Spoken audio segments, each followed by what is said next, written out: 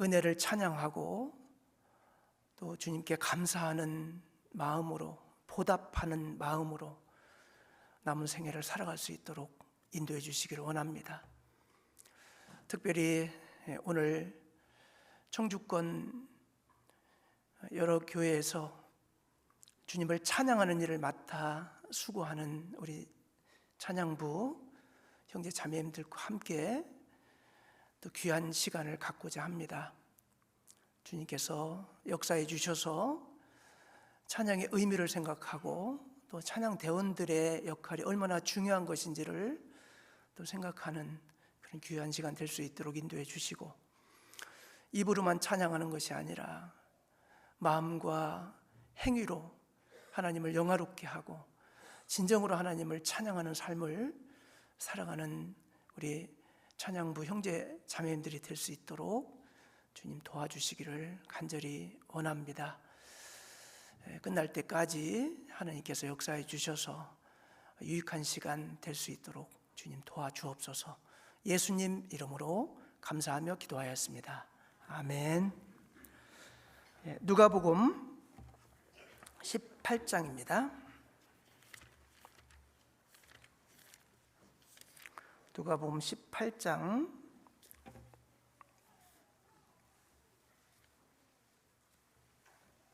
19장입니다. 죄송합니다. 19장 37절입니다. 누가복음 19장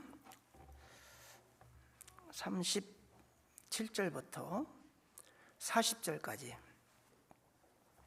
제가 읽겠습니다. 이미 감람산에서 내려가는 편까지 가까이 오심에 제자의 온 무리가 자기의 본 바 모든 능한 일을 인하여 기뻐하며 큰 소리로 하나님을 찬양하여 가로되, 찬송하리로다 주의 이름으로 오시는 왕이여, 하늘에는 평화요 가장 높은 곳에는 영광이로다 하니, 무리 중 어떤 바리새인들이 말하되 선생이여 당신의 제자들을 책망하소서 하거늘 대답하여 가라사대, 내가 너에게 말하노니 만일 이 사람들이 잠잠하면 돌들이 소리 지르리라 하시니라.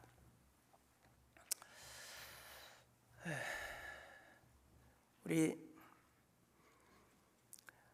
교회 안에서 찬양하는 그 역할을 맡은 우리 찬양부, 찬양대를 서울중앙교회에서 찬양부로 호칭을 바꿨더라고요. 그래서 우리 교회에서는 이제 찬양부로 해서 이제 찬양대장이 아니라 찬양부장으로 이렇게 조금 낮아졌나요? 대장이 아니라 부장이라. 네, 찬양대원이라는 말은 맞는 것 같고요. 이제 부서를 한 그 우리 교회 부서로 이렇게 언급을 할 때는 찬양대 이렇게 하는 것보다는 찬양부로 부르는 것이 훨씬 자연스러운 것 같습니다. 그래서 우리 교회에서는 이제 올해부터는 찬양부로 이렇게 지칭을 하기로 했습니다. 그래서 갑자기 왜 찬양부라고 하나 이렇게 오해하실 것 같아서 말씀드립니다. 오늘은 찬양의 이유와 찬양대원의 자격이라는 주제로 말씀을 드리려고 하는데, 교회 안에 봉사하는 부서들이 참 많지만 이 찬양대원들의 역할, 정말 상당히 중요한 역할이라고 생각을 합니다. 말씀 듣기 전에 형제 자매님들의 마음을 여는 역할을 하고, 찬양은 모든 행사에서 가장 선봉해서 말씀 들을 수 있는 마음을 열게 하는 그런 역할을 하고, 또 짧은 찬양이지만 그 찬양을 통해서 형제 자매님들의 마음을 뜨겁게 하고 또 감동하게 하고 또 다짐하게 하는 아주 중요한 그런 역할을 하는 분들이라고 생각을 합니다. 그래서 정말 소명의식 또 사명감 이런 걸 가지고 봉사해야 되는 아주 중요한 부서라고 생각합니다. 형제 자매님들이 이렇게 앉아 있는 상태에서 형제 자매님들을 바라보면서 앞에서 하는 봉사가 두 봉사가 있죠. 앞에서 이렇게 말씀을 전하는 목회자의 역할이 대부분은 회중을 바라보면서 말씀을 전합니다. 찬양 대원들도 어때요? 앞에서 형제 자매님들을 향해서 찬양을 합니다. 그렇기 때문에 보여지는 역할이거든요. 그래서 상당히 중요하고 교회의 어떤 이미지를 또 좋게 하고 또 이미지를 올리는 역할도 찬양 대원들의 역할 중에 하나라고 생각을 해요. 그래서 찬양부 형제 자매님들은 항상 소명의식과 사명감을 가지고 봉사를 해야 된다라고 생각을 합니다. 먼저 찬양을 해야 되는 이유를 좀 생각을 해보려고 하는데, 성경에서 찬양이란 과연 무엇일까? 여러분 한번 생각을 해보셨나요? 찬양을 그냥 노래하는 거라고 생각하는 분들도 계실 겁니다. 근데 찬양 안에는 많은 의미가 담겨져 있습니다. 찬양은 하나님을 높이고 그분의 위대하심, 그리고 우리를 향한 사랑과 권능, 이런 것들을 노래하는 행위를 의미한다고 할 수가 있습니다.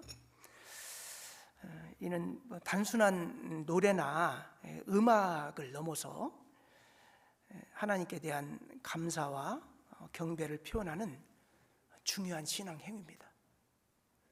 그래서 찬양 대원뿐만 아니라 모든 구원받은 형제 자매님들은 하나님을 찬양하는 삶을 살아야 되고, 또 기회 되는 대로 하나님을 찬양하는 찬양을 많이 부르면 좋습니다. 이제 복음이 없는 교회들의 특징은 찬양으로 사람의 마음을 움직이려고 하잖아요. 근데 사실 찬양은 사람의 마음을 움직이는 아주 중요한 역할을 합니다. 그래서 찬양은 혼을 즐겁게 하고 혼을 움직인다, 그런 말이 있어요. 그래서 찬양의 역할이 참 중요한데, 찬양의 진정한 의미를 보면은 이제 성경에서 찬양은 하나님께 영광을 돌리는 행위이기도 하고, 히브리어로는 할렐인데요, 이 단어가 뜻하는 것이 빛나다, 자랑하다, 칭송하다, 이런 의미예요. 근데 이제 진정한 찬양은 하나님을 찬양하는 겁니다. 사람을 찬양하는 게 아니고 하나님, 정말 찬양받으실 진정한 자격이 있는 분은 하나님 한 분이시거든요. 그래서 우리 교회 안에서의 모든 찬양은 하나님을 찬양하는 겁니다. 하나님을 빛내고 하나님을 자랑하고 하나님의 하신 일을 칭송하고, 그런 것들이 교회에서 하는 찬양이라고 할 수가 있고, 할렐루야가 뭔 뜻인지 아시죠? 여호와를 찬양하라. 할렐루야를 이제 구원받지 않은 사람들도 많이 하잖아요. 사실은 찬양 대원들은 할렐루야를 많이 좀 외쳤으면 좋겠어요. 할렐루야 이렇게 하지 않아도 우리가 평소에 마음으로 하나님을 찬양할 때 진정한 그 찬양 대원의 그 마음 속에 그 하나님을 진정으로 사랑하고 칭송하고 찬양하고자 하는 그런 마음을 갖고 있을 때 이 찬양 대원들의 찬양이 형제 자매들의 마음을 움직인다고 생각합니다. 찬양의 형태는 여러 가지가 있습니다. 첫 번째는 노래와 음악을 통해서 찬양하는 거죠. 노래와 음악을 통해서 찬양하는 그 찬양, 지금 찬양 대원들이 하고 있는 일이라고 생각합니다. 시편 150편 한번 보겠습니다. 시편 150편.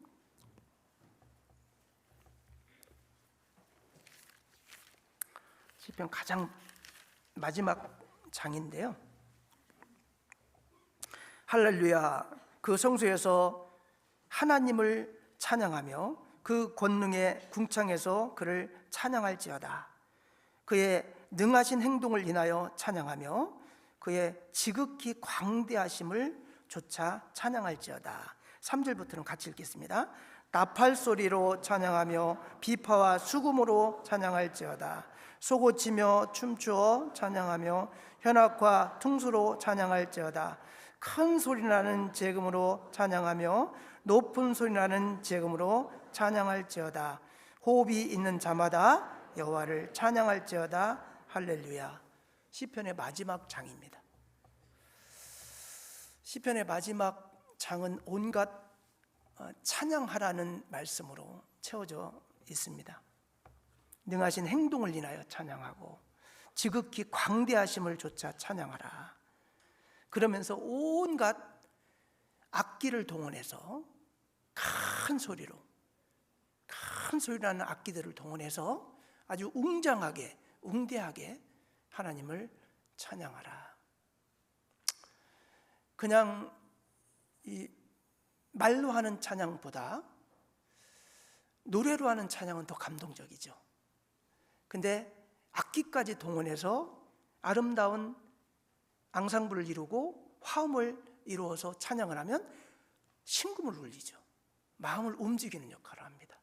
그래서 이제 가능하면 악기도 동원하고 또 형제 자매님들 가운데도 음악적인 재능이 있고 한 분들이 더 음정 박자 잘 맞추고 또 아름다운 목소리로 찬양을 하면 그 찬양이 듣는 분들의 마음을 심금을 울리고 그 찬양 한 편이 사람의 마음을 완전히 바꿔놓기도 합니다. 어떤 분들은 막 방황을 하다가 그 찬양 하나가 마음에 들어오고 그 찬양의 가사가 마음에 붙잡혀서 다시 주님에게로 돌아오고 또 구원의 확증을 얻는 그런 계기가 되기도 합니다. 그렇기 때문에 이 노래로, 음악으로 찬양하는 찬양의 형태는 아주 중요하다고 할 수 있습니다. 그리고 두 번째는요, 기도를 통한 찬양입니다. 입으로 기도를 통한 찬양.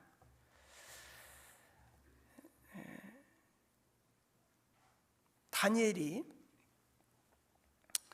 말로 가로되 이렇게 시작하는 말씀이 있어요. 사실은 말로 기도하는 거거든요. 자, 다니엘서 2장 20절 한번 볼까요? 다니엘서 2장 20절.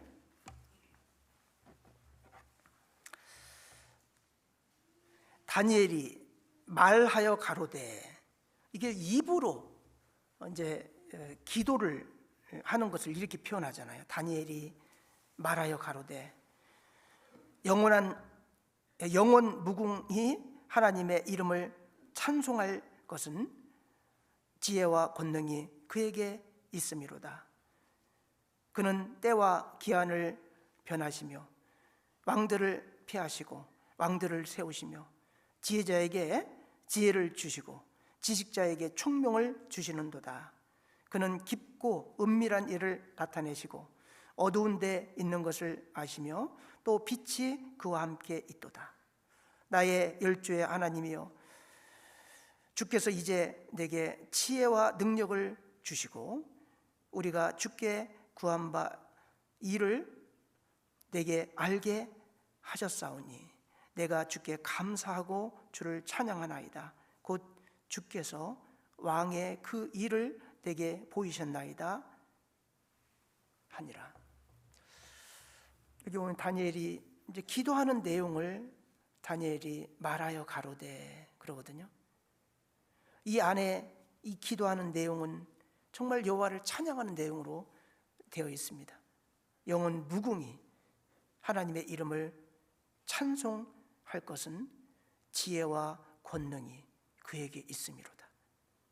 여호와께서 지혜가 있으시고 권능이 여호와 하나님께 있다는 것을 찬양하고 있죠.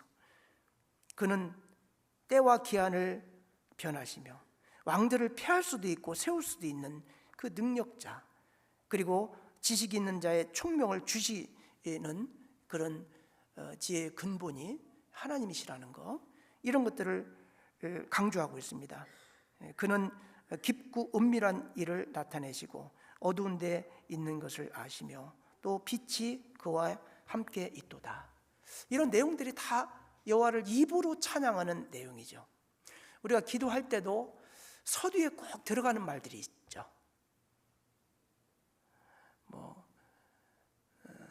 은혜와 사랑이 풍성하신 자비로우신 우리 아버지 하나님, 이런 것들도 그게 찬양으로 시작하는 거예요. 되게 기도는요, 기도 시작하자마자 뭐 주세요, 이거 해주세요, 이렇게 않잖아요. 먼저 하나님을 찬양합니다. 우리를 구원해 주신 하나님 감사합니다. 그리고 우주 만물을 창조하신 우리 아버지 하나님, 그 은혜와 사랑에 감사드립니다. 그게 다요, 사실 기도의 서두는 하나님을 찬양하는 내용으로 있다는 걸 알 수가 있습니다. 우리가 노래를 하지 않아도 입으로 하나님을 찬양하는 것도 찬양하는 형태 중에 하나라고 할 수가 있습니다. 그리고 삶을 드리는 그 찬양도 있죠. 로마서 12장 1절 잘 아시죠? 그러므로 형제들아, 내가 하나님의 모든 자비하심으로 너희를 권하노니 너희 몸을 하나님이 기뻐하시는 거룩한 산 제사로 드리라. 이는 너희 드릴 영적 예배니라. 이건요, 내 몸 자체를 다 드려서 하나님을 찬양하는 삶을 사는 거. 이건 그 삶으로, 행위로 하나님을 찬양하는 삶을 사는 거예요. 이것도 찬양의 형태라고 할 수가 있습니다. 그리고 이제 공동체 안에서 이제 함께 여호와께 찬양이 되는 삶을 사는 것도 여호와께 찬양을 드리는 삶이라고 할 수가 있습니다. 그리고 이제 그 찬양의 힘과 효과를 우리가 생각할 필요가 있습니다. 찬양으로요, 적을 물리치고 전쟁에 승리한 예들이 많이 있습니다. 성경에도 그런 예가 있는 거 아시죠? 여호사밧 왕 당시에 찬양으로 승리를 얻은 예가 있습니다. 역대하 20장에 보면 유다 왕 여호사밧이 모압 암몬, 그 다음에 마혼 연합군의 공격을 받습니다. 그때 그 두려워하지 않고요, 기도하며 하나님께 도움을 구합니다. 그리고 하나님께 응답을 받은 후에 군대를 먼저 보낸 거 아니고 군대보다 찬양하는 자들을 보내서, 지금으로 말하면 찬양대를 보내서 여호와께 감사하세 그의 역사하심이 영원하도다 라고 하면서 여호와를 찬양하게 했습니다. 그렇게 하니까 여호와 하나님께서 적군과 싸워주셔서 자기들끼리 치고받고 스스로 싸우게 만들고 유다가 승리할 수 있도록, 가서 한 번도 이렇게 칼로 그들을 공격하지 않았는데 그 찬양하는 사람들을 먼저 보내서 찬양을 쫙 하니까요, 하나님이 개입을 해가지고 그냥 그 적군을 싹 자기들끼리 싸워서 그냥 해산돼 버리게끔 그렇게 만든 예가 있는 거예요. 역대하 20장 한번 보셔요. 20장 21절. 역대하 20장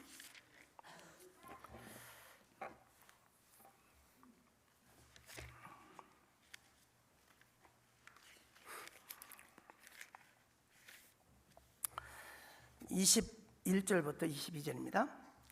백성으로 더불어 의논하고 노래하는 자를 택하여 거룩한 예복을 입히고 군대 앞에서 행하며 여호와를 찬양하여 이르기를 여호와께 감사하세 그 자비하심이 영원하도다 하게 하였더니, 찬양대를 앞세워 가지고요 찬양을 하게 한 겁니다. 그랬더니 22절에 그 노래와 찬송이 시작될 때에 여호와께서 복병을 두어 유다를 치러 온 암몬 자손과 모압과 세일산 사람을 지게 하심으로 저희가 패하였으니, 찬양대를 앞세워 가지고 찬양을 하게 하니까요, 하나님이 개입하셔가지고 전쟁에 승리하게 인도하신 겁니다.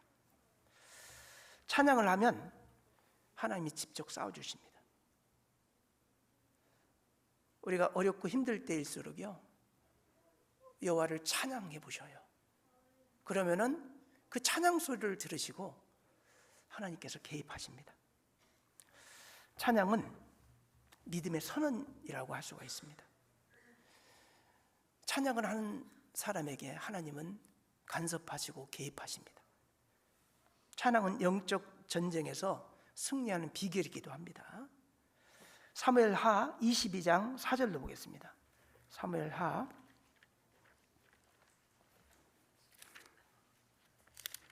22장 4절. 내가 찬송받으실 여호와께 아뢰리니 내 원수들에게서 구원을 얻으리로다. 내가 찬송받으실 여호와께 아뢰리니. 정말 여호와를 찬양하는 마음이 없이 이런 말을 할 수 없겠죠. 찬송받으실 여호와께 아뢰리니 내 원수들에게서 구원을 얻으리로다. 주님을 먼저 찬송하고 찬양을 하면요, 주님께서 개입을 하십니다. 그래서 이길 수 있도록 도와주십니다. 1989년도 루마니아 혁명이 일어났습니다. 찬양으로 혁명을 승리로 이끈 예가 있습니다. 기도와 찬양이 공산주의 독재 정권을 무너뜨리자, 기도와 찬양으로 공산주의 독재 정권을 무너뜨리자라는 그 운동이 일어나면서 루마니아의 아주 독재자 니콜라의 차우세스무라는 그런 사람이 있었는데 이 독재자였던 것 같아요. 근데 기독교를 탄압하고 자유를 억압했습니다. 1989년 개신교 목사였던 라슬로 토케스라는 그런 목사가 아주 유명한 목사인데요, 박해를 받아가지고요, 이제 그 징계로 추방당할 그런 직전까지 간 겁니다. 이 소식을 들은 교회 성도들과 시민들이요, 교회 밖에서 기도하고 찬양을 부르기 시작했습니다. 요즘도 뭐 집회할 때 보면 그 찬양을 하죠. 노래를 하죠. 데모하고 집회할 때 보면요, 이몰 위한 행진곡, 그다음에 아침 이슬 같은 거, 이게 저항의 노래거든요. 그런 노래는 그 군중들의 마음을 움직여요. 하나로 모으고 방향을 하나로 가게끔 만들잖아요. 그러니까 그 운동가 같은 거, 그런 거를 데모하고 이렇게 시위를 할 때 그 노래를 부르는 이유가 이제 거기에 있잖아요. 근데 이 루마니아에서는요, 이 교회 성도들을 중심으로 해가지고 기도하면서 찬양을 부르기 시작했습니다. 수천 명의 사람들이요, 그들과 함께 했고 주기도문을 암송하고 찬양을 부르기 시작했습니다. 그러면서 평화적인 기도와 찬양이 점점 전국으로 확산되면서 혁명의 기폭제가 되고 이제 결국에 치우세스쿠라는 독재 정권을 붕괴시켰고 독재자는 체포돼 가지고요, 처형당했습니다. 근데 이 결과가 있기까지 기도와 찬양으로 시작해서 이제 전국으로 그게 확산되고 결국에 혁명을 이룬 겁니다. 그러니까 이 찬양의 힘이 얼마나 위대하고 큰지를 알 수가 있습니다. 우리가 찬양을 해야 되는 이유 첫 번째, 뭐니 해도요, 예수님께서는 우리를 구원하시기 위해서 가장 낮고 겸손한 육신의 몸을 입고 와서 십자가에 피 흘려 돌아가심으로 우리를 구원하셨기 때문에 우리는 주님을 찬양하지 않을 수가 없어요. 가장 큰 이유 중에 하나라고 할 수가 있습니다. 귀하신 하나님이 우리를 구원하기 위해서요, 가장 낮고 천한 육신을 입고 오셨어요. 만왕의 왕이신 주님은 볼품없는 나귀를 타고 예루살렘에 입성하셨어요. 정말 가장 겸손한 모습으로 이 땅에 오셨습니다. 그래서 시편 47편 6절에 보면 찬양하라, 여호와를 찬양하라, 찬양하라, 우리 왕을 찬양하라. 이 찬양하지 않을 수가 없습니다. 마태복음 20장 28절에 보면 인자에 온 것은 섬김을 받으려 함이 아니라 도리어 섬기려 하고 자기 목숨을 많은 사람의 대속물로 주려 함이니라. 세상에 어떤 인간이 이런 예수님처럼 우리를 구원하기 위해서 대신 죽어줄 인간이 있습니까?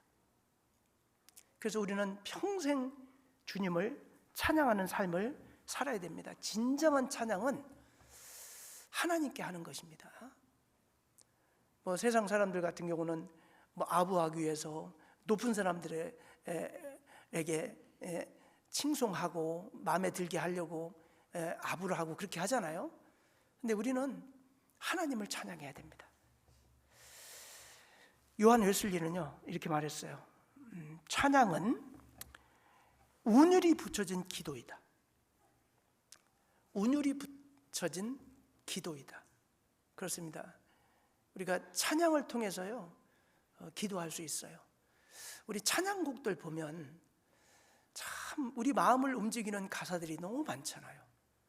그 가사를 그냥 아름다운 목소리로 노래하는 것이 아니라 그 가사가 내 마음속에 들어와서 내 삶을 지배하고 나를 변화시킬 수 있다면 그건 진정한 운율에 붙여진 기도가 될 수 있는 거잖아요. 구원받은 우리가 주님을 찬양하는 것은 마땅한 것입니다. 시편 147편 1절 잘 아시죠? 할렐루야, 우리 하나님께 찬양함이 선함이요 찬송함이 아름답고 마땅하도다. 우리 구원받은 성도라면 우리를 구원하신 하나님을 찬양하는 것은 마땅한 일입니다. 주님을 찬양하는 소리는 주님의 자녀된 자들에게 공감을 일으키고 감동을 줍니다. 그래서 찬양 소리를 들으면서 감동을 받고 공감을 하는 이유가 같이 구원받은 한표바다 한 몸에 이룬 형제 자매이기 때문에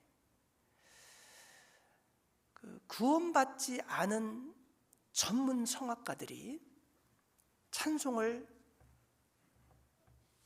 이제 멋지게 부른다고 해도 음정 박자가 조금 맞지 않고 음악성이 없어도 정말 구원받은 형제 자매들이 진정으로 마음에 하나님을 사랑하고 하나님의 그 은혜와 사랑에 감사하는 마음으로 입을 벌려서 하는 찬송, 두 개 비교하면 어떤 것이 더 감동을 줄까요? 저는요 전문 성악가들이 아무리 멋지게 음정 박자 정확히 맞춰가지고요 아름답게 노래를 한다고 해도 그 찬양 그냥 말 그대로 울리는 꽹과리 같은 그런 찬양보다 좀 음정 박자 틀려도요 정말 마음속으로 하나님을 찬양하는 그 구원받은 성도들의 찬양의 소리는 천상의 소리라고 저는 생각을 해요. 그래서 우리 찬양의 밤에 가면은 좀 감동받는 이유가요 다 구원받은 형제 자매들의 입에서 나가는 진정한 찬양의 소리니까 그게 감동을 주고 공감을 갖게 하잖아요. 그래서 진정한 찬양은요 구원받은 성도들이 하는 찬양이라고 저는 생각을 해요. 어거스틴은요 크리스찬은 정수리부터 발끝까지 할렐루야로 채워져야만 한다 그랬어요. 여호와를 찬양하라로 아주 정수리부터 발끝까지 할렐루야로 채워져야 된다. 그만큼 찬양을 강조하고 찬양의 중요성을 말한 것이죠. 할렐루야가 무슨 뜻인지 잘 아시죠? 여호와를 찬양하라니까 항상 우리 구원받은 성들은 우리를 구원하신 주님을 찬양하는 입으로도 찬양하고 행위로도 찬양하고 늘 마음과 생각으로 주님을 찬양하는 것으로 꽉 채워서 평소에 찬양을 하신다면 성도들의 마음을 움직이고 공감을 갖게 할 거라고 생각을 합니다. 그리고 이제 두 번째는 우리가 찬양하지 않으면 돌들이 찬양하리라는 말씀처럼요, 우리는 찬양하지 않을 수가 없어요. 구원받은 성도들이 주님을 찬양하지 않으면 돌들이 찬양한대요. 오늘 앞서 읽은 그 본문 말씀 누가복음 19장 한번 보겠습니다. 누가복음 19장 40절에 보면 대답하여 가라사대 내가 너희에게 말하노니 만일 이 사람들이 잠잠하면 돌들이 소리 지르리라 하시니라. 이 앞의 내용을 가만히 보면요, 여호와를 찬양하는 내용이에요. 그렇잖아요. 이 감람산에서 내려가는 병까지 가까이 주님이 오시니까요, 하나님을 찬양하여 가로되 그랬어요. 38절에 찬송하리로다. 주의 이름으로 오시는 왕이여 하늘에는 평화요 가장 높은 곳에는 영광이로다 하니. 정말 이 왕으로 오시는 이 메시아 예수님을 진정으로 찬양하면서 환영하는 사람이 있는가 하면, 그렇게 하는 것을 못마땅해 하는 바리새인, 서기관, 율법사, 종교 지도자들이라고 하는 사람들은 예수님을 인정하지 않고 그 찬양하는 소리를 예수님 저 인간이 찬양 들을 만한 자격이 있느냐? 그러면서요 비방했습니다. 그래서 그들이 찬양을 하지 않으면 돌들이 찬양할 것이다. 돌들이 찬양한다는 말씀이 하박국서에도 있죠. 하박국서 2장 11절 한번 볼까요? 하박국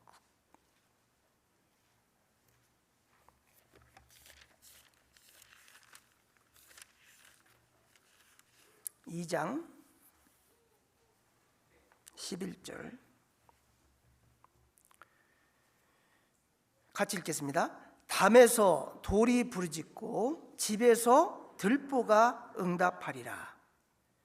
담에서 돌이 부르짖고, 뭘 부르짖을까요?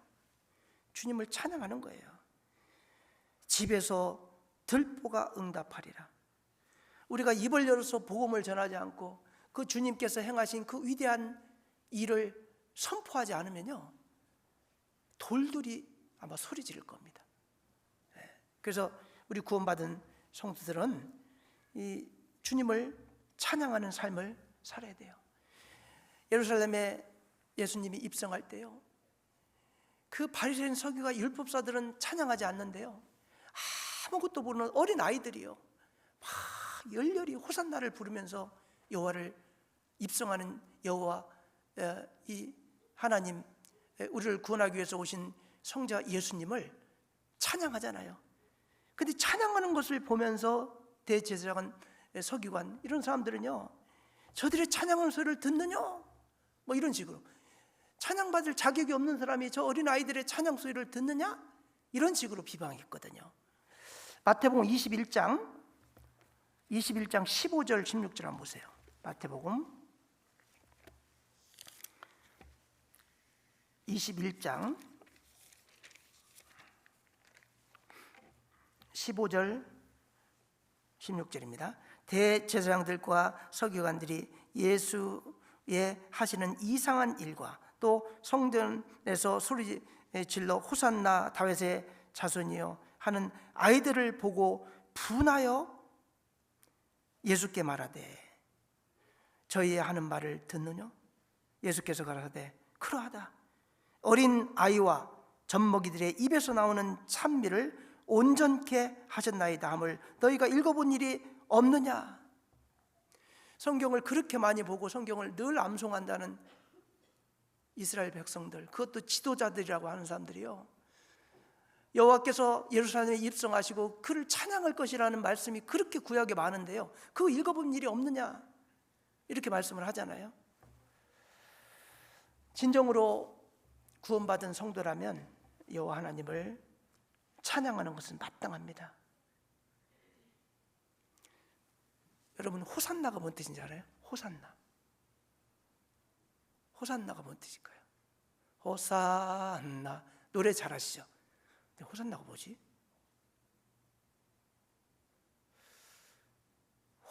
호도 나에게 사달라는 얘기인가? 호산나는요, 구원해 주시옵소서, 이제 구원하소서, 이런 뜻이에요. 시편 118편 25절 한번 보세요. 시편 118편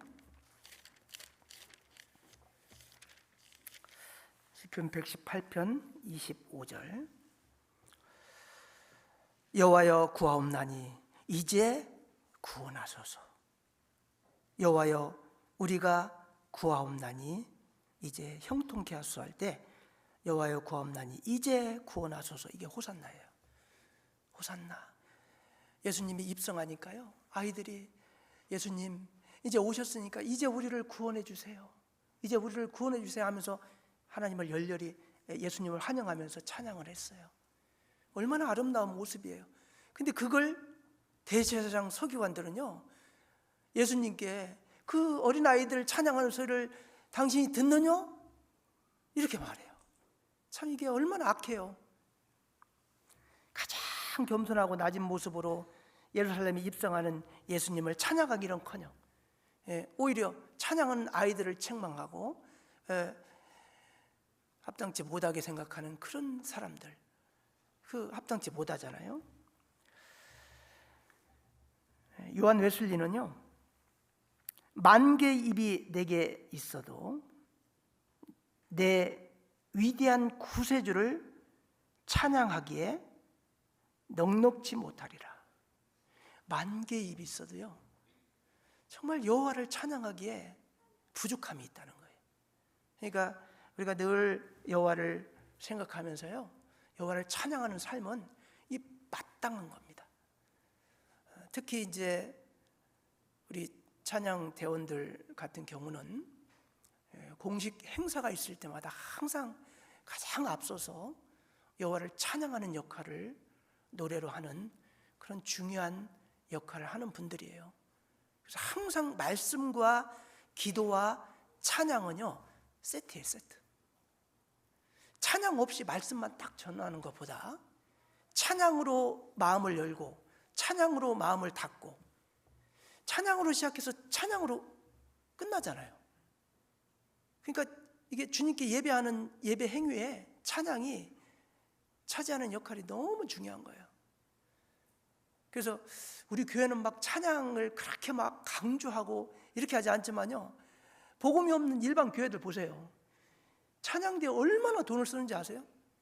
찬양대에서 지휘하는 지휘자, 그리고 악기를 연주하는 연주자들을, 전공자들을 월급을 주고요, 돈을 주고 고용을 해가지고 그 사람들이 뭐 정말 그 마음속에 찬양할 만한 자격을 가진 구원받은 성도인지 아닌지는 아무 상관이 없어요. 그리고 막 성악가들 같은 경우도요, 돈 받고 찬양대 서가지고 찬양을 부르는 사람들이 많습니다. 그거 우리 교회에서는 합당치 못하죠. 근데 이제 그 찬양 대원들의 역할의 중요성은 우리가 좀 강조할 필요가 있는 거예요. 그래서 저도 이제 이렇게 설교에 앞서서도 찬양 대원이 찬양하는 거 들으면서 너무 은혜가 되고 하면 항상 찬양 대원들을 좀 이렇게 생각하면서 감사도 표현하고, 또 찬양대의 중요한 역할들도 기회가 되는 대로 말하려고 하거든요. 그 준비 찬송한다고 하잖아요. 사실은 준비 찬송이라는 말이 옳지는 않아요. 근데 어떻게 보면 주일 말씀의 시작은요, 찬양을 시작하면서 시작이에요. 근데 찬양하고 있는데 뭐 왔다 갔다 하고 막 옆 사람하고 잡담하고, 그거 옳지 않거든요. 찬양 시작하면 그때부터 이제 예배가, 주일 예배 시작이 된 거잖아요. 그때는 다 같이 같은 마음으로 찬양을 부려야 되는데, 그럼 뭐 찬양을 하고 말고 뭐 왔다 갔다 하고 옆 사람하고 대화하고 찬양도 따라서 안 하고, 그런 모습 보면 막 열받죠. 우리 찬양대원들 왜 저래? 뭐 찬양을 안 하고 이렇게.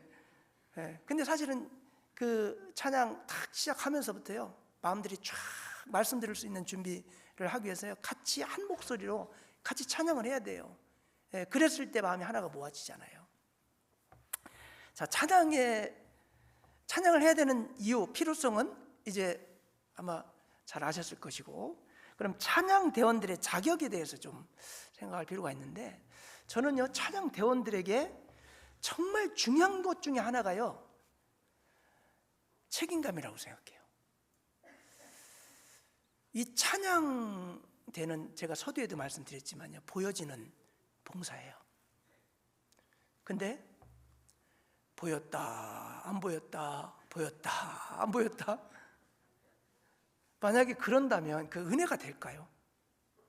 어떤 형제 자매가 찬양대원이라고 하는데 어떤 때는 보였다가, 어떤 때 한동안 잠수 타서 안 보였다가, 어떤 때는 보였다가, 만약에 찬양석을 이렇게 보고 있는데 그런 분이 있다면요, 그분을 보면서 그분의 찬양하는 소리가 은혜가 될까요? 정말 어떤 봉사보다 책임감이 있어야 된다고 생각해요. 정말 책임감이 있는 사람은요, 빠졌다 참석했다 이렇게 안 씁니다. 물론요, 피치 못할 사정으로 빠질 수 있는 상황이 생길 수 있어요. 그렇잖아요. 뭐 직장 관계로, 또 가족의 일로 빠질 수 있습니다. 근데 자기가 쓰고 싶으면 쓰고, 쓰기 싫으면 안 쓰고, 그건 정말 찬양 대원으로서 자격 없어요. 그렇잖아요. 그리고 자기가 좀 찬양의 능력이 있다고 해서, 뭐 전공자라고 해서, 예를 들어서 연습에 참여 안 해. 나는 연습 안 해도 돼. 뭐 그런 거 그냥 적극적으로 내가 그냥 연습 안 해도 즉흥적으로 부를 수 있어. 그거 합당치 못합니다. 혼자 독창이라면 그럴 수 있을지도 몰라요. 독창이라고 해도요, 뒤에서 몰래 연습하겠죠. 여러분, 연습 안 하고 서는 거예요. 설교하는 설교자가요, 준비 안 하고 서는 거 똑같아요. 물론 뭐 오랫동안 설교했으니까요, 즉흥적으로 뭐 1시간 말씀 가지고 말할 수 있어요. 근데 그 설교가 형제 자매들에게 은혜 될까요? 저는 은혜 안 된다고 생각해요. 내가 했던 설교를 다른 곳에 가서 또 한다고 해도요, 다시 처음부터 다 준비합니다. 준비 안 하고 서잖아요. 벌써 딱 설교 끝나고 나면요, 막 엄청나게 후회가 돼요. 이것도 설교라고 했냐, 막 이런 생각이 들고요, 내 자체가 은혜가 안 돼요. 그리고요, 그 듣는 사람들의 반응을 보면요, 벌써 달라요. 같은 설교를 반복해서 한다고 해도요, 처음부터 끝까지 정말 기도하는 마음으로 그 말씀을 들을 사람들을 생각을 하면서, 저는 어떤 다른 교회를 가서, 우리 교회에서 설교한 내용의 설교를 또 다른 교회 가서 얼마나 잘 할 수 있어요. 그분들은 처음 듣는 거니까. 근데요, 그 설교를, 동일한 설교를 하려고 해도요, 그 교회 홈페이지 들어가서 그 교회 상황을 다 이렇게 한번 봅니다. 어떤 행사를 하고, 뭐 숫자는 얼마가 되고, 어떤 것을 지금 중점적으로 이렇게 하고 있는지, 이런 것들을 보면서 그 교회에 맞게끔 설교를 바꿉니다. 같은 내용이라도요, 예화도 조금 그 교회에 맞게끔 바꾸고, 새로 다 준비하는 거 똑같아요. 근데 그렇게 안 하고 뭐 전에 한 설교니까 그냥 준비 없이 그냥 딱 섰다. 실수투성이에요. 나중에 얼마나 후회가 되는지 몰라요. 그거 찬양 대원이 자기가 능력 있다고 해서요, 준비하는 연습에 참여 안 하고, 나는 뭐 능력 있으니까 즉흥적으로 가능해, 연습 안 해도 돼, 그건요, 자격이 없어요. 그 책임감이 없는 사람이라고 할 수가 있습니다. 그런 사람의 찬양 소리가 은혜가 되지 않습니다. 그래서 정말 책임감을 갖는 게 중요합니다. 찬양 대원은 교회 얼굴이에요. 틀림없습니다. 설교하는 설교자들도 교회 얼굴일 수 있는데, 우리 교회 진정한 얼굴은요, 찬양 대원들일 수 있어요. 어떤 교회 가가지고 정말 교회의 이미지를 좋게 하는 것에 그 찬양대원의 찬양 소리가 그 교회의 이미지를 아주 좋게 만드는 역할을 해요. 물론 그 교회 가서 설교가 은혜되고 그것도 좋은 이미지를 만들겠지만 이 찬양대원들이 하는 역할이 아주 크다니까요. 그래서 이 전면에서 성도들을 바라보면서 찬양을 은혜롭게 할 때 그 분위기가 정말 안정이 되고 차분해지고 말씀 드릴 수 있는 마음의 문이 딱 열리고, 그게 얼마나 중요한 역할이에요. 그거에 대한 책임감 없이 그냥 내가 노래 잘하니까 찬양대 서가지고 난 노래한다, 그게 어떻게 찬양이에요? 그건 찬양이 될 수 없어요. 정말 찬양하기 전에 기도하는 마음으로, 그리고 나의 찬양하는 소리가 형제 자매들의 귀에 들어가서 정말 하나님을 찬양하고 하나님께 마음을 돌리는 역할을 내가 하고 있다라는 그 마음으로 찬양을 하는 사람들의 그 찬양 소리는요, 신금을 울려요. 형제 자매들의 마음을 움직입니다. 조한 칼빈은요, 찬양은 모든 헌신 가운데 최고이며 믿음의 진정한 증거다. 찬양은요, 모든 헌신 가운데 최고래요. 이렇게 믿음의 선진들 가운데요, 찬양을 정말 중시했어요. D.L. 무디를 항상 따라다니면서 찬양으로 마음의 문을 열어주는 생키가 있었잖아요. 그렇기 때문에 D.L. 무디 집회만큼 많은 사람들이 운집한 그런 집회가 없다고 하잖아요. 그 사람들을 모으는 그 끄는 힘 가운데요, D.L. 무디가 말씀을 잘한 것도 있지만 찬양의 소리를 들으려고 그 집회에 참여한 사람이 그렇게 많았다잖아요. 생키, 그 노래 잘하는 생키의 찬양 소리를 들으려고 그 집회에 참여한 사람이 그렇게 많았다잖아요. 얼마나 중요한 역할이에요. 복음을 전하는 일에, 어떤 행사에 성도들의 마음을 쫙 하나님께로 향하는 그 일에 이 찬양대원의 역할이 정말 중요한 역할을 하고 있잖아요. 그렇기 때문에 어떤 형제 자매들보다요, 책임감을 가지고 이 찬양의 일을 해야 됩니다. 이 토론토 명성교회 홈페이지 이렇게 좀 제가 어떻게 우연히 방문을 해서 보니까 찬양대원의 자격이 거기 나와 있더라고요. 근데 좀 제가 생각하기도 공감이 좀 갔어요. 첫 번째는, 여러분, 성경에 찬양대가 있잖아요, 성경에. 근데 12지파 중에 어떤 지파가 찬양한지 아세요? 레위지파가 있어요. 레위지파는 하나님을 모시고 하나님을 섬기는 일만 전적으로 하는, 지분을 땅도 분배받지 않고 그 11지파 사람들이 내는 그 11조 같은 헌금을 가지고 생활하는 지파예요. 오로지 주님만 모시고 주님을 찬양하는 일만 하는 그 레위 지파가요, 찬양을 했습니다. 다른 지파가 한 게 아니에요. 그러니까 이 찬양대 자격은요, 찬양하는 레위 지파로서의 특별한 소명의식이 있어야 된다는 거예요. 그 역대상 15장 16절에서 22절에 보면 온갖 악기를 동원해서 찬양을 하는데, 그 레위 지파 찬양 대원들의 이름을요, 일일이 다 언급을 합니다. 참 그 찬양, 그 많은 찬양 대원들을요, 그냥 레위 지파 찬양대다 그러면 끝날 걸, 찬양 대원 이름을 하나하나를 거기다 다 기록을 해놨거든요. 그냥 막 족장들의 이름을 기록하듯이요, 찬양대 이름을 다 일일이 거기다 기록을 했어요. 그 중요한 역할을 하는 사람이기 때문에 그 찬양대원의 이름을 하나하나를 다 거기다 기록을 한 거잖아요. 그만큼 레위지파 사람들이 하는 역할 가운데 이 찬양이 아주 중요한 그 역할을 했다는 것을 이걸 통해서도 알 수가 있는 겁니다.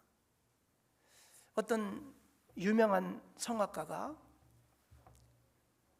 어느 세종문화회관에서 그 노래를 한다, 음악회를 한다. 그러면요, 그 팜플렛에 보면 거기 참여하는 그 성악가들의 이름이 아주 프로필과 함께 다 자세히 나와 있죠. 예? 그냥 그 찬양하는 일이 세종문화에서 있다 이게 아니거든요. 그 찬양하는 사람들의 이름, 그 양력, 그런 모든 것들을 세세하게 기록을 합니다. 왜냐하면 그걸 알고 듣는 거하고 모르고 듣는 거하고 천지 차이거든요. 우리 교회 안에 찬양대원 한 분 한 분은 정말 복음을 전하는 일에 아주 중요한 역할을 하고 있는 분들이에요. 그런 생각을 가지고 정말 레이지파의 찬양대 같은 그 마음으로 소명의식을 가지고 여러분 찬양을 하셔야 됩니다. 그리고 두 번째 찬양대 자격 중에 음악적, 신앙적 자세에 대해서요, 특별한 교육과 훈련을 받은 사람이어야 한다. 이건요, 세상에서 음악을 공부한 성악가야 된다 그 말이 아니에요. 일단 찬양대원으로 들어왔어요. 노래도 잘 못하는데 찬양대 해달라고 해서 들어왔어요. 그러면 이거 나는 노래도 못하는데 그냥 서라고 하니까 그냥 서서 그냥 하는 신용만 해야 되겠다. 그게 옳을까요? 비록 음악성이 좀 부족해도요, 어떻게 될까요? 개인적으로 성악 레슨을 받기도 하고, 개인적으로 악기 하는 사람들은 악기 그 주님을 찬양하기 위해서요 레슨 받잖아요.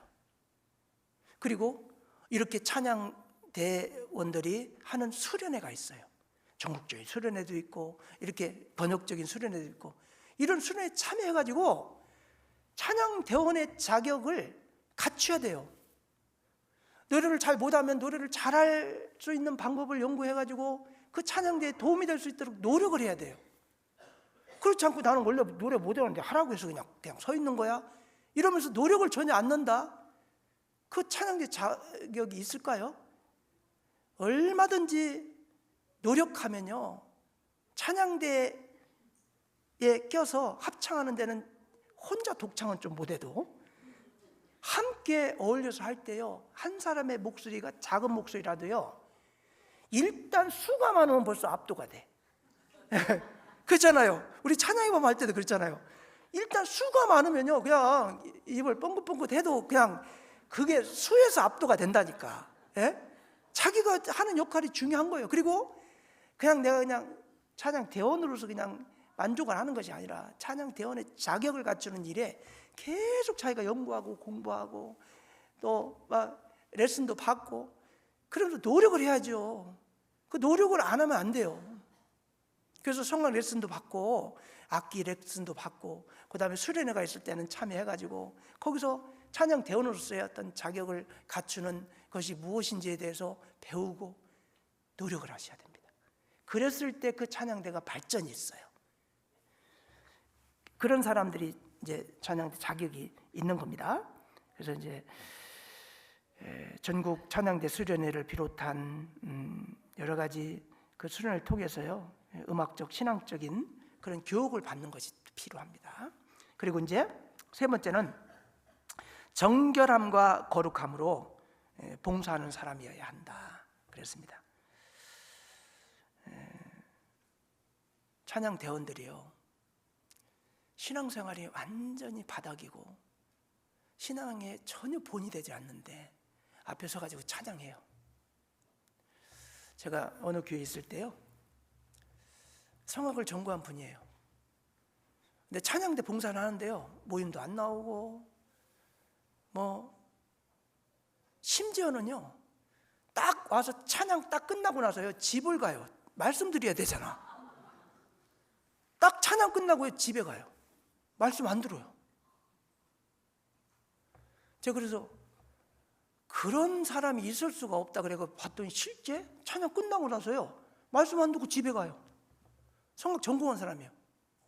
그래서요 찬양대 하지 말라고 찬양대 빼버렸어. 그런 사람 찬양하는 소리 하나님 들을까요? 아무리 성악 전공해가지고 거기서 막 멋진 목소리로 찬양을 해도요, 아니 말씀 들으려고 마음의 문을 열기 위해서 찬양을 했는데 말씀 안 듣고 집에 가. 찬양만 하고. 그 사람이 어떻게 찬양대 자격이 있어요? 자격 없죠. 그분의 삶이 정결하고 거룩하고 뭔가 봉사하기 합당한 모습이 됐을 때 그분의 입에서 나오는 찬양은요, 형제 자매들의 마음을 움직이고 감동을 주고 공감을 주고 그렇게 하는 겁니다. 지난주에도 여 목사님 그러시잖아요. 찬양은 잘하면서 삶이 합당치보다는 그 위선자라고, 위선적인 찬양이라고, 그 합당치 못하잖아요. 물론요, 야 너는 설교하고 설교대로 사냐? 이렇게 하면 나도 할 말도 없어요. 근데 그렇게 살려고 노력하고 있어요. 100% 너는 그럼 설교한 대로 다 사냐? 이렇게 물어보면 할 말이 없어요. 그렇지만 최소한 내가 설교한 것에 대해서 책임을 지기 위해서 노력을 하죠. 그렇잖아요. 찬양대원이 막 깨꼬리 같은 목소리로 찬양을 잘했는데 그분의 신앙은 엉망이야. 본이 안 돼. 그러면요 덕이 안 되잖아요. 대부분요 노래 좀 잘하고 그러면은 신앙이 조금 부족한데도 찬양대 봉사해보라고 막 이렇게 하거든요. 그러면은 찬양대원이 됐으니까 찬양대원다운 삶을 살려고 노력을 해야지. 그죠? 처음에 좀 부족해도요 계속 찬양대원으로서의 어떤 역할이 중요하다는 걸 알면요 그 역할에 맞는 사람이 되려고 노력합니다. 그러면요 그 역할에 맞는 사람이 돼요. 노력 안 하면 안 돼요. 근데 노력을 하셔야 돼요. 내가 이번 주에 어떤 찬양을 했어요. 막 기도에 대한 찬양을 했어요. 그러면 나도 기도하는 생활을 해야 되겠지. 요 가사처럼 내가 주님께 기도해야지. 그렇게 바뀌면요 여러분 1년 2년 찬양하면서 그 곡을요 충분히 숙지하고 그 곡에 맞는 삶을 살려고 여러분 노력해 보셔요. 어떤 사람보다 신앙적으로 아주 앞서가는 형제 자매가 분명히 될 겁니다. 그리고 말씀과 기도를 통해서요 그래도 안에 있는 사람이어야 합니다. 여러분 찬양 대원들이 말씀도 안 읽고 암송도 안 하고 기도하는 생활도 안 하고 그러면요 그 찬양하는 소리가 은혜되지 않아요. 모를 것 같지만요 그게요 딱 그 가슴에 와닿는 찬양 보면 참 말씀 열심히 읽고 기도하고 신앙의 모범이 되는 그분의 입에서 나오는 찬양 소리가 훨씬 심금을 울린다는 거 여러분 그거 아셔야 됩니다. 그리고 아까도 말씀을 드렸지만 구별된 연습 시간을 여러분 엄수하셔야 됩니다. 몇 사람 참석 안 해서요 다 미리 참석해서 있는 사람이 10분 20분 기다린다면 그거 죄 짓는 거예요. 일찍 온 사람 우리가 약속이잖아요. 약속 몇 시까지 연습 시간입니다. 몇 시까지 오십시오. 그러면요 이제 지휘하시는 분이나 그 임원들이나 이런 분들은요 속 타죠. 항상 늦게 오는 분이 있어. 그 벌금을 물려야 돼. 제가 어떤 교회에 있을 때요 찬양대원들이 항상 정각이 안 와. 그래가지고요 뭐 5분 늦으면 뭐 5,000원 10분 늦으면 10,000원 막 이렇게 벌금 물겠더니 정확하게 오더라고. 벌금 안 내려고. 우리가 이제 참 바쁘잖아요. 바쁜 생활 가운데 우리가 그래도 주님을 찬양하기 위해서 모여서 연습을 합시다 해서 몇 시 이렇게 되도록이면 형제 자매들이 뭐 이렇게 중복되지 않게 하기 위해서요 어렵게 시간 만들잖아요. 그럼 그 시간은 지켜야죠. 엄수해서 와야 돼요. 안 오면 연습을 못 하게 되고 연습 못 하면은 어떻게 연습 못 한 상태로 찬양을 하겠어요. 그렇잖아요. 그 찬양 대원간의 약속이잖아. 그 시간을 엄수하는 거 그것도 찬양 대원의 자격 중에 하나예요. 그리고 반드시 연습을 하고서 해야 됩니다. 연습 안 하고 그냥 서는 것은 교만이에요. 저는 그렇게 생각합니다. 아무리 자기가 능력이 있다고 해도요 연습하셔야 됩니다. 그리고 신앙 안에서요 서로 화목하고 다른 대원을 먼저 이해하는 마음이 있어야 합니다. 말 그대로 찬양대는요 자기 혼자 독창하는 거 아니죠. 합창이에요. 합창을 하기 위해서는요, 하나가 돼야 돼요. 마음이 하나가 안 되고 분산된 상태에서 목소리로만 찬양이 될까요? 네. 아주 음악성이 좋아서 목소리가 큰 분은요, 합창할 때 어떻게 해요? 자기 목소리를 최대한 줄이잖아요. 그죠? 제가 성남에 있을 때 찬양대 악기 중에요, 색소폰이 있었어요. 찬양대 색소폰 있는 교회 보셨어요? 색소폰은요, 기차 화통 삶아먹은 소리처럼 커요. 잘 아시죠? 그러니까요, 이게 소리를 바람을 작게 하면 소리가 잘 안 나 또. 그러니까 최대한 줄여서 그게 맞추려고 얼마나 애를 쓰는지요. 죽겠다는 거예요. 그냥 막 불면요, 색소폰 소리밖에 안 나. 하도 크니까. 그래서 이제 색소폰의 이제 종류가 제일 큰 게 뭔지 아세요? 베이스 색소폰이에요. 베이스 엄청 커요. 그리고 테너 색소폰이 큰 색소폰입니다. 그리고 이제 알토가 좀 작은 색소폰이고요. 소프라노는 그 클라리넷하고 비슷하게 이렇게 생겼거든요. 제가 색소폰을 불어봐서 아는 거예요. 종류가. 근데 그 소리를 크게 낼 수밖에 없는 악기이기 때문에 최대한 줄입니다. 그래야 그 서로 앙상블이, 그 합창이 그 어우러져 가지고 되잖아요. 음악성이 좋아서 소리를 크게 낼 수 있는 분들도 최대한 줄이잖아요. 그리고 이제 작은 목소리를 가진 사람은 최대한 소리를 좀 크게 내라고, 좀 못해도 괜찮으니까 막 좀 크게 내라고 그러는데, 그냥 모기 소리 같이 그냥 작게 내면 도움이 좀 덜 되죠. 그러니까 이제 그게 이제 하나의 입에서 나가는 것처럼 합창이 되기 위해서는 어떨까요? 목소리만 합치는 게 아니고 마음이 같아야 돼. 그렇기 때문에 찬양대원들 간에는 끈끈한 사랑, 끈끈한 어떤 어떤 동호회가, 세상 동호회도 얼마나 자기들끼리 그냥 막 그 마음을 하나로 모아서 막 하려고 노력을 합니까? 찬양대원이요, 독불 장군이 있으면 안 돼요. 독불 장군은 장군이 될 수 없어요. 혼자 장군이 어떻게 돼요? 그잖아요. 찬양대원은 말 그대로 대원 자체가 하나예요. 그러니까 거기서 찬양대원을 생각하고 서로 하나가 되고 서로 배려하고 자기 생각과 달라도 양보하고, 어떤 부서보다 대원들의 마음이 하나여야 돼요. 그랬을 때 찬양이 은혜가 됩니다. 그래서 그 하나를 해치는 거, 그건 찬양대원 자격이 없어요. 그런 사람 혼자 가서 독불 장군해야 돼요. 아시겠죠? 그 다음에 투철한 자기 희생도 필요합니다. 사실 찬양대원으로서 연습도 해야 되고 앞에서 선다는 게, 우리 어쩌다 한번 특송 한번 하려면요, 얼마나 어려운지. 야, 찬양대원들 일주일에 한 번씩 이거 찬양하는 거 보통 어려운 게 아니겠다. 저는요, 안 보고 가사를 안 보고 하는 찬양이 거의 없어요. 근데 어떻게 그냥 매주 그걸 다 외가지고 그 찬양하는 거 보면 참 대단하다, 나 그런 생각 하거든요. 근데 정말 그 투철한 희생 정신이 있어야 됩니다, 찬양 대원들이.